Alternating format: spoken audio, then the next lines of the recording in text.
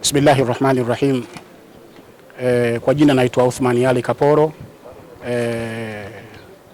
mwenyekiti wa Jumuiya ya Kuhifadhisha Qur'ani Tanzania, na pia ndio kiongozi wa tuzo za kimataifa za Qur'ani tukufu Tanzania. Tuko hapa katika kukamilisha wajibu wetu wa kugawa misahafu. Hapa leo hii tutagawa misahafu chini ya boksi 600.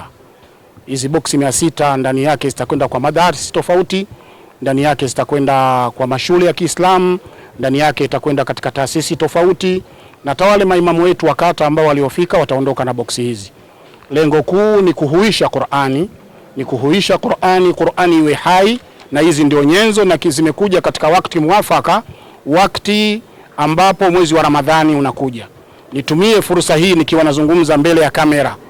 Tunawaomba Waislamu, lakini kuwaomba kwa faida yao wao wenyewe wa Waislamu. Tuisome Qur'ani katika mwezi mtukufu wa Islam. Tuisome Qur'ani katika mwezi wa Qur'ani unaokuja.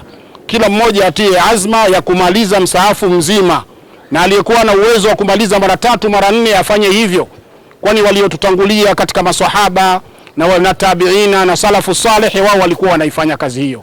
Na maadamu tumeipata nyenzo hii, basi tuitumie vizuri kabisa. Mwenyezi Mungu anampa fadhila kubwa sana mtu wa Qur'ani, na nyinyi ndio watu wa Qur'ani wenyewe. Wabillahi tawfiki, wassalamu alaikum.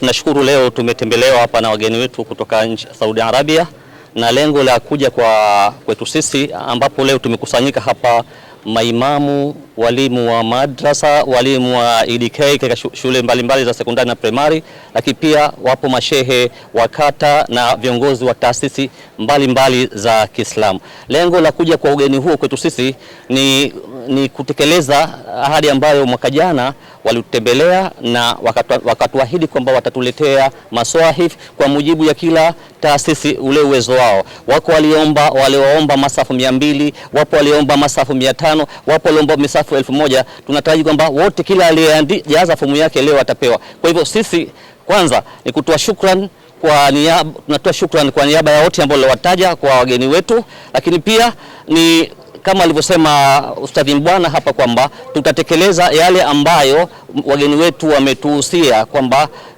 sisi ni ahlul Qur'ani na sisi ni wapenzi wa Mwenyezi Mungu. Tutaisoma Qur'ani, tutaifanyia kazi Qur'ani, na haya maswahif tutawapa wale wanaostahili. Wassalamu alaikum warahmatullahi wabarakatuh.